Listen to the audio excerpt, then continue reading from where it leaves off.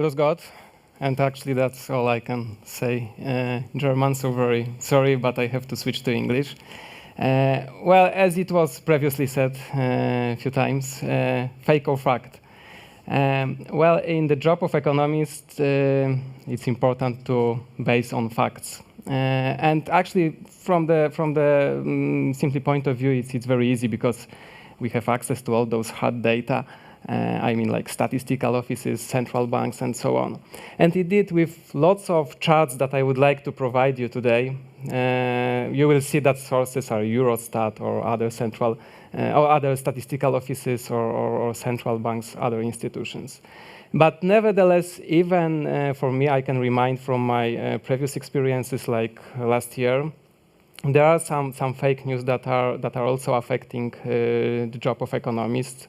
I can remind, for example, in my core region, because I focus on Central and Eastern Europe, I remember fake news of merging two biggest Polish banks, which affected the capital markets, the stock exchange, quite strongly. I remember also another example of a company that was going bankrupt, and that company delivered a fake message of that very important private equity is going to invest into that company.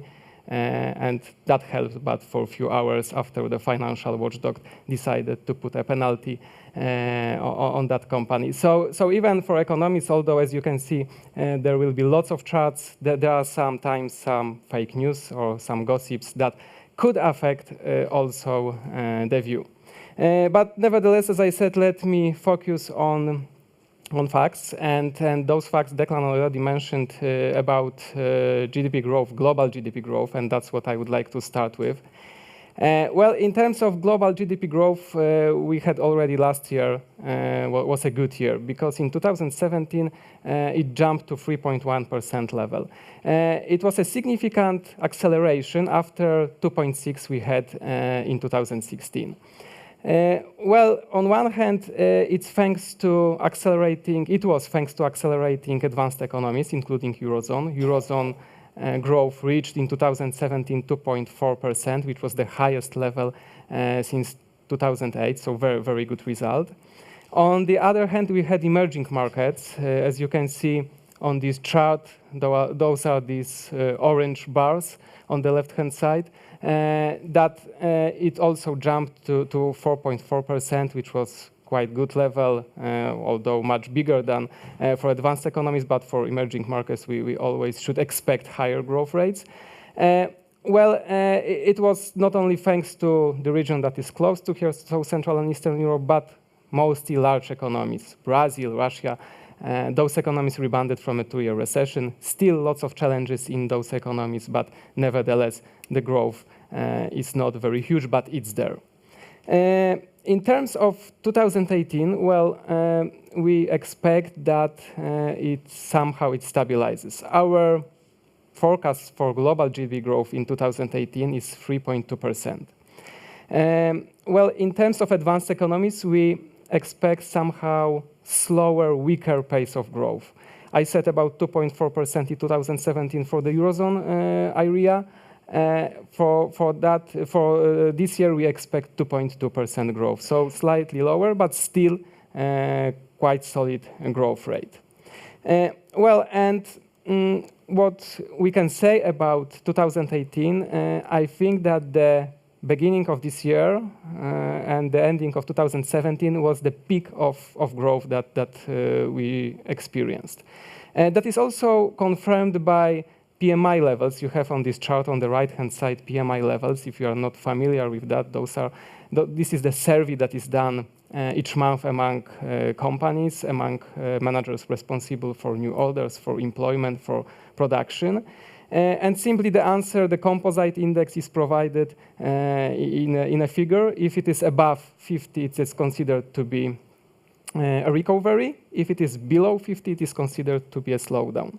Well, as you can see, starting from 2016, we had a rather straight growth, maybe not straight, but growth of indexes for many countries, including also Greece. Maybe that not started in 2016, but in 2017.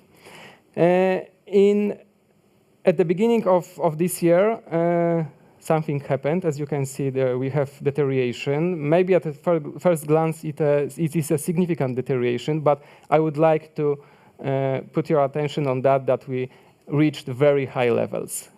For the Eurozone, for Germany, we had all-time high in terms of this survey. It exceeded 60, the index exceeded 60 level. So it was very huge, and still, although it's a deterioration, it went down. We still believe that we could say about solid economic recovery, economic activity. However, the peak has been already reached. There are many issues that companies are afraid of, and there are concerns. I will mention to you that in a minute. Of course, you know that much better than I do, what are concerns for your particular businesses. So I will just focus on risks that we see, and you will evaluate you will assess if that risks are crucial for you or rather not. This economic situation, of course, transferred to companies. Companies should feel better, should feel more comfortable, enjoying GDP growth going up, enjoying higher demand. Before I will tell you about our views on and our expectations on company insolvencies, I would like to encourage you to use the application you have, and that was presented before, and to provide your view. Let's stay with advanced economies so far. And I would like to ask you a question, what country, indeed among advanced economies, only advanced economies, is expected to record the highest decrease of insolvencies this year? This year, so highest decrease, so let's say the highest improvement. And you have 4 countries to choose, Germany, Austria, Netherlands, and Spain. So once again, the highest decrease of insolvencies this year, what you expect? You have like 10 seconds for providing an answer, and then we will see your answers in a minute.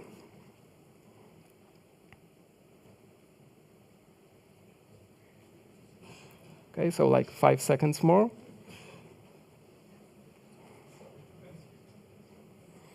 Okay, so we have number 1 is Spain, and then we have Netherlands, Germany,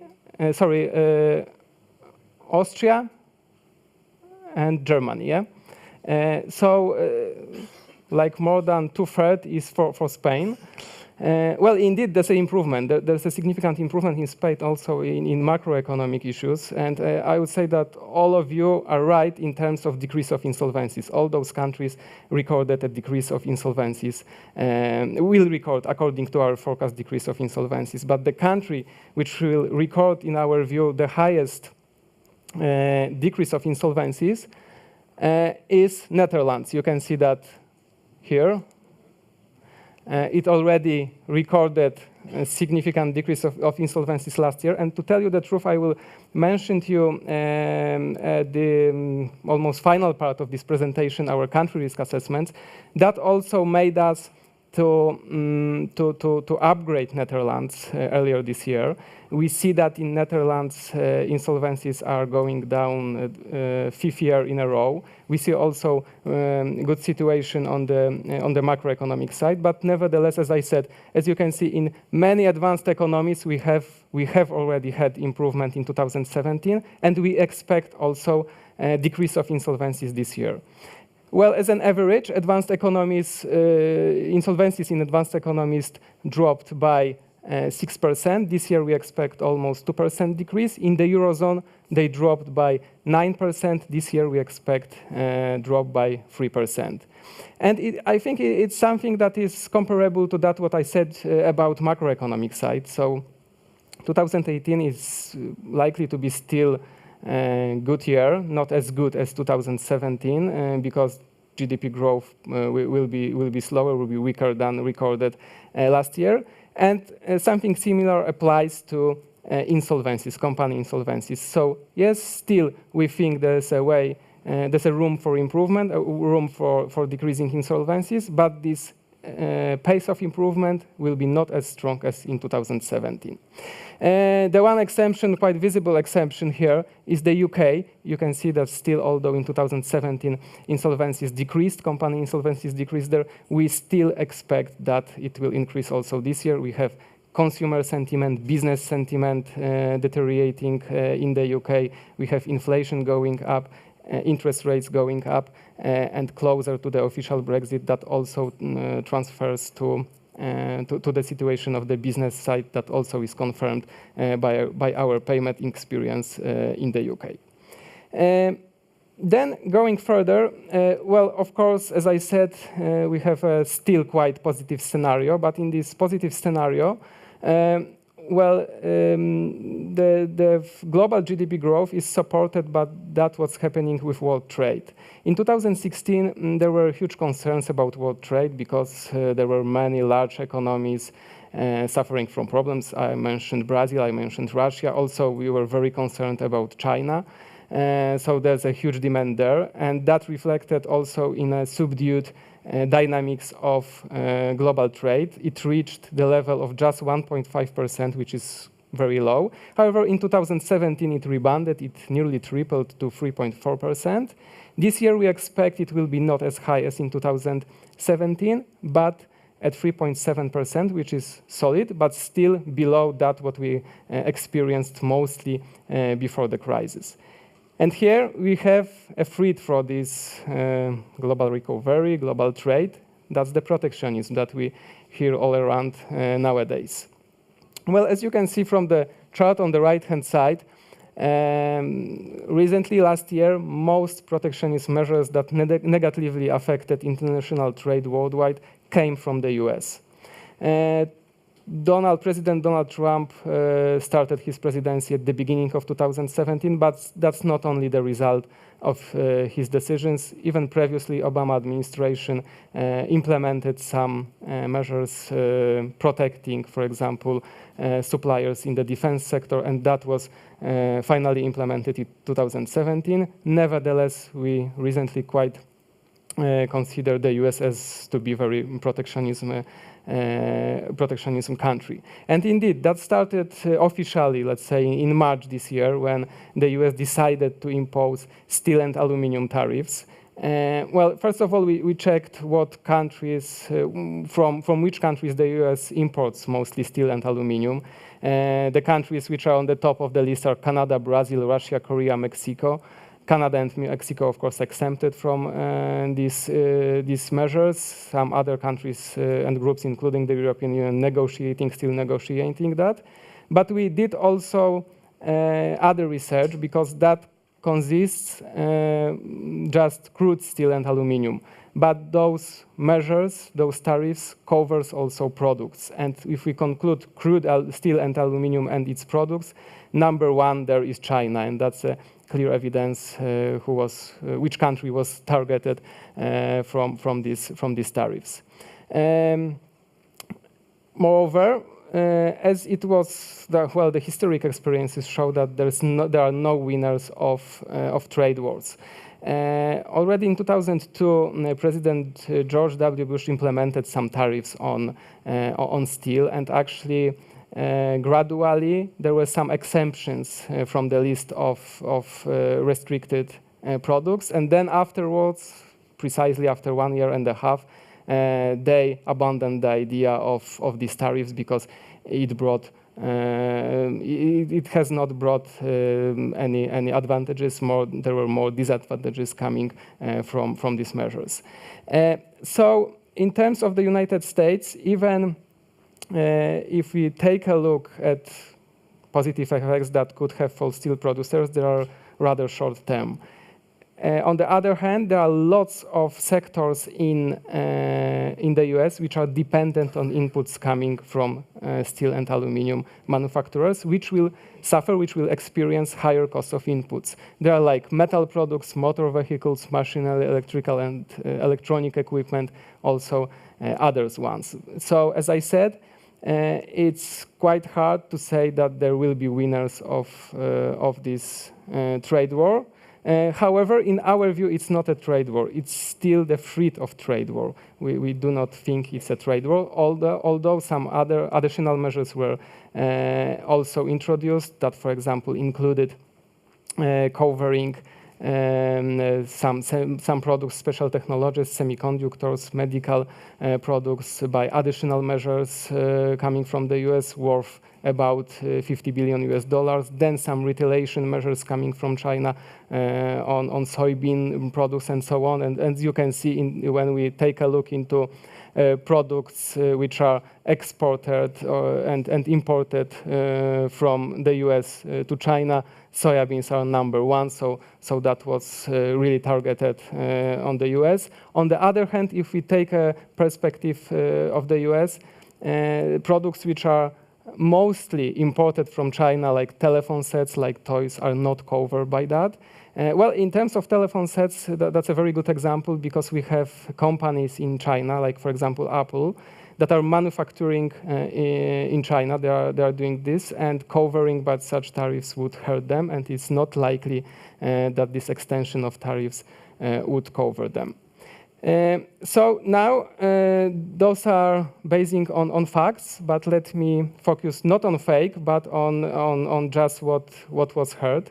Already last year, President Trump also expressed that he would consider to covering the automotive sector from Europe by special tariffs. I mean the production of cars, exports from Europe to the US of vehicles.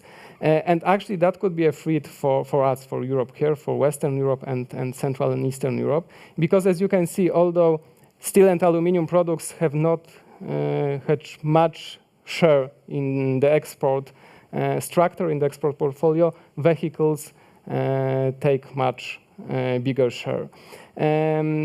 That includes Western Europe, as you can see, EU 15, but also Eastern Europe. Maybe Eastern Europe share is not big here, but concluding that it's included in Western European supply chains with many brands importing parts of their car production from Eastern Europe. That's the threat for the whole Europe. So I wouldn't like to say that it's going to come such tariffs on the automotive sector on vehicle production, but nevertheless it should be a risk that should be monitored, and with these quite uncertainty times coming from protectionist measures, we should keep that in mind. Then staying with globally, I will just mention fewer about China, because already previously we expressed that that's what's happening on the, even not on the macroeconomic side, but on the microeconomic side in China is a risk for the global economy. Indeed, we have significant indebtedness of private sector in China, which includes companies, and then it is not only official indebtedness, but indebtedness in so-called shadow banking. That affects the banking sector in China. And then going further, let me show you our results of our latest survey, payment survey in China. We do this survey on a regular basis for many years. And on one hand, we see positive issues, that situation in China has stabilized. When we ask companies if they feel that what they experience if payment delays increased or decreased or maintained the same, in the latest survey, you can see that on the left-hand side, 2017, they expressed that the level of payment delays, well, in other words, the share of companies which suffer from increasing payment delays were much lower than it was a year ago. So that's a good evidence. But going further, when we ask about details of these payment delays, and you have it on the right-hand side, we can see that ultra-long payment delays, and by ultra-long we mean payment delays exceeding 180 days, so 6 months, that part increased. That part expressed as a percentage of turnover, that it consists more than 10% of turnover for 21% of companies. It's much higher. It's doubled compared to 2016. According to our worldwide experiences, 80% of such ultra-long payment delays will not be repaid at all. So, there's actually most of that payment delays should be treated as a loss for companies. And in China, we think that that's what's happening on the microeconomic side. If this indebtedness go higher and higher, if those payment liquidity problems go further, that's also a concern for the economy of China, for the macroeconomic picture. And having said that, having in mind that China is such a big economy, that's also a concern for the global scale. Then I mentioned about Eurozone. I showed you some PMI indicators, but overall, in terms of business climate, there was a significant improvement, especially in last years, in last quarters. Business climate index jumped to levels not seen before because this service started in 1985. So at the beginning of this year, we had all-time high, similar to PMI levels. Then it dropped somehow. I believe that this drop is also reflected by this one and this that I showed you before with PMI levels. It is also reflected by higher uncertainty coming from this that many people, many participants do not know what will happen with trade war. Is it a trade war? Are we going to have more and more protectionism measures and so on? However, the situation, as I said, still remains relatively good. However, that does not mean that there are no concerns for corporates. Whereas previously, usually corporates express that the uncertainty of demand, the demand will be still there, is a main factor that could limit production for them. Right now, the share of companies that are expressing that indeed the demand factor is the most crucial is decreasing. More and more, we have this orange line here on the right-hand side. So labor shortages. Labor shortages are for companies the factor that is more and more important in case of a factor that is limiting production. And actually, the newest survey, which was released after finalizing this presentation, shows that navy line went down and orange line go up. So still, this problem, this issue, this concern for corporates will remain the same. And I'm talking about labor shortages because we have significant level of capacity utilization in companies in Europe, both Western Europe and Eastern Europe. As you can see, in all countries, we have capacity utilization higher than it was at the end of 2013 when the Eurozone was rebounding from a 2-year recession. It was also the accelerating economic activity. In most countries, it is also higher than it was at the end of 2008.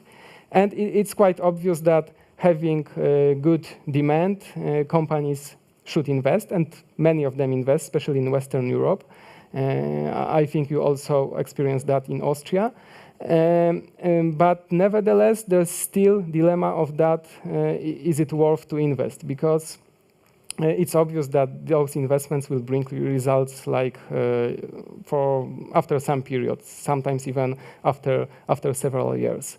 And that's the question if the demand will be still there. And the second question is that even concluding that we have a high level of automatization, of robotization and so on, still companies in many cases would need additional workforce for new plants, for new factories and so on. And with having already such a significant labor shortages, is it worth to make an investment? So I think that that's also these supply constraints are a significant issue, significant risk for advanced economies, for Europe, for Western Europe, for the US, but also for emerging area of Central and Eastern Europe.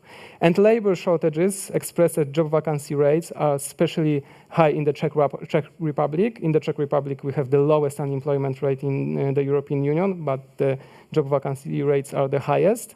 And then we have other countries which suffer from highest vacancy rates. Sorry, you cannot see that on the legend. I don't know, it was like, it's cutted, but then it's Belgium, Germany, and this golden line, yellow line is Austria. But nevertheless, also as the average, EU, the European Union, the Eurozone, that levels doubled compared to 2009. Then let's move to Central and Eastern Europe. And here, as Declan previously mentioned, GDP growth jumped to the level of 4.5% already last year as an average, which was the highest in last 8 years. 2016 was weaker year because countries in Central and Eastern Europe are still strongly dependent on EU funds, on co-financing of different public investments, also part of private investments by EU funds. Then that rebounded gradually in 2017, and that helped also to grow in 2017. We had a leader of growth, Romania, which was also growing very high in terms of the whole European Union by 7%. Nevertheless, it was supported by fiscal measures, by a significant decrease of VAT tax rates on different products, also by gradual increases of minimum wages, other measures which brought significant results, but rather on a short term. On the long term, it's not sustainable, but nevertheless, in budget deficit, it will be seen already by budget deficit widened in Romania. So nevertheless, in 2018, we expect it will grow by 4.4%. It's not sustainable to keep such a high growth rate. In terms of other countries, you can see that still solid growth is here, slower than it was in 2017, but we have many countries exceeding 3% level. Well, that's of course the situation that is in Western Europe, that as the main export partner. On a global scale, what's happening, that was supportive, but mostly we have a very good situation internally in Central and Eastern Europe. Unemployment rates are much higher than they used to be. In many countries, there are all-time lows. I said about the Czech Republic, which is the lowest level in the European Union. In terms of other countries, if we compare 2009 or 2013, this level of improvement, this level of contraction of unemployment rates is significant, and it's significantly lower than the European Union average. Then we have another factor coming from wage growth, where with those many lines you can see there, the main message here is that the wage growth is positive. Especially recently in last quarters, we have countries like Romania, like Hungary, where the wage growth is double-digit. And that makes, of course, constraints for companies, because they do not only suffer from labor shortages, but also for pressure for wage growth, which is affecting on one side by increasing minimum wages, but just the higher pressure for wages. Then it has not reflected very much this wage pressure with inflation, because yes, indeed, inflation has risen in past quarters, but it remains roughly among inflation targets of central banks. There's an exemption of Romania, where the inflation is going up and it exceeds this inflation target. And the Romanian central bank already started to increase interest rates. The same was done by the Czech Republic, and there are two central banks in Central and Eastern Europe that are increasing interest rates. Others, I mean here, the biggest one, Hungary, Poland, are extremely dovish. They would like to keep interest rates low for longer. Our expectation is that they will start increasing at the end of 2019. The same, watching especially what the European Central Bank will do, and that's also our expectation, that in the second half of 2019, the ECB will start increasing interest rates. So on this chart, you have also the US, which started to increase interest rates, but for our region, we are not like in Latin America, like in countries which are dependent very much on the US dollar. We are much more dependent on that, what's happening in the Eurozone. So that's the central banks will have to follow. And then let's move to Austria. But before that, let me ask you another question, and please use the application, the same application. Let's focus on the risk of trade partners, of export partners of Austria. Let's take just top 10 export partners of Austria. And according to your view, what country is the most risky Austria's trading partner in terms of export markets? Is it the US? Is it Hungary, Italy, or the Czech Republic? Again, we have like something like 10 seconds for providing your answer.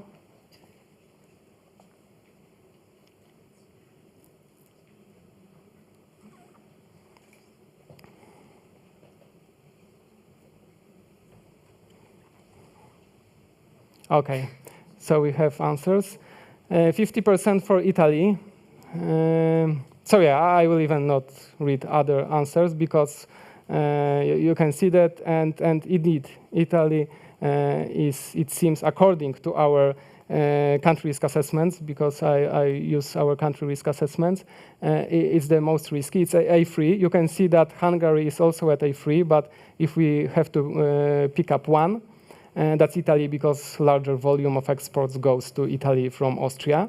Nevertheless, as you can see, among export partners of Austria, we have countries that are A1, A2, A3. According to our view, I will show you the map of country risk assessments and our scale.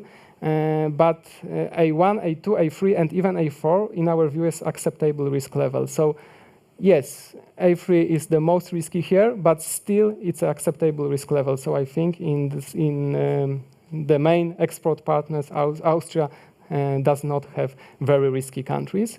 And indeed, Austria benefited from that recovery on global markets. Of course, Germany remains the main trading destination.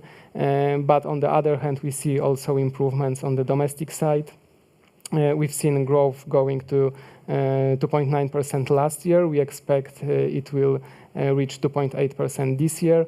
Very positive contribution coming from private consumption. Partly it's a result of the tax reform that was done in 2016. Also recovering investments. I think that we can say that solid contribution coming from investments. You can see on the chart on the left-hand side that growth is well balanced, with net contribution coming from, negative contribution coming from net exports, but it's quite obvious because that's the difference between export and imports, and when there is a strong demand, that demand is dedicated not only to goods produced domestically, but also externally. Staying with Austria, we also see improvement in terms of company insolvencies. We had something like more than 5,000 insolvencies last year, and that was the best level in the lowest level in last 20 years. Our view, as you've seen at the beginning with the chart with many advanced economies, we expect that this year there will be a further drop by 0.5%, although in the first quarter insolvencies increased by nearly 4%. We still believe that supportive conditions with still interest rates not increased by the ECB will support that these company insolvencies will record slight decrease. On the sectorial side, well, we have mostly sectors assessed in line with that what we see in Western Europe, but there are also some sectors which are assessed with lower risk than the Western European average. I will not go sector by sector, but just remind me that, but just let me remind that this Western European average is quite wide average, includes also countries like Spain or Italy. So maybe as an average, it's not very comparable to compare with Austria. And finally, as I said, we have our country risk assessments. Just briefly, we focus on corporate risk here. We are not like a rating agency which focuses, rating agencies that focus on sovereign risk. We also take into consideration some similar factors like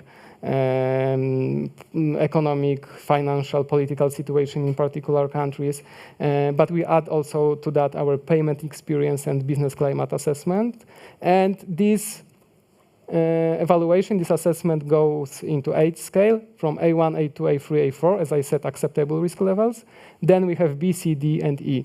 And as you can see, the map is still, although I said much about improvements, still is quite full with those red and brown colors. That especially applies to emerging markets. Although, as I said, especially previously last year, we had more upgrades than downgrades. Recently, we upgraded South Africa, we upgraded Portugal. Previously, at the beginning of the year, we also upgraded Netherlands. I mentioned that before. We also previously made upgrades of Russia to B, of Ukraine to C, but still, although it is upgrade of Ukraine to C, still this is high risk level. As the final point, we also have sector risk assessments, which are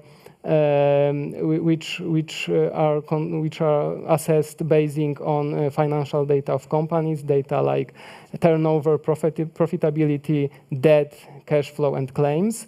And we have 6 regions when you can see assessments, our assessments for different sectors. We have also for particular countries, for precisely 24 countries, which actually are equivalent of 80% of global GDP, so the most important economies. I think it does not make sense to go into details, just the main message is that in advanced economies we have a lower risk level in terms of sectorial risk that in emerging markets. It's quite obvious, but we have Central and Eastern Europe, which closely follows that what's happening in Western Europe. On one hand, thanks to these export links, trade links, but on the other hand, on a quite good situation in terms of domestic issues. We have sectors in Latin America and Middle East and Turkey, especially where lots of them are in the high risk level.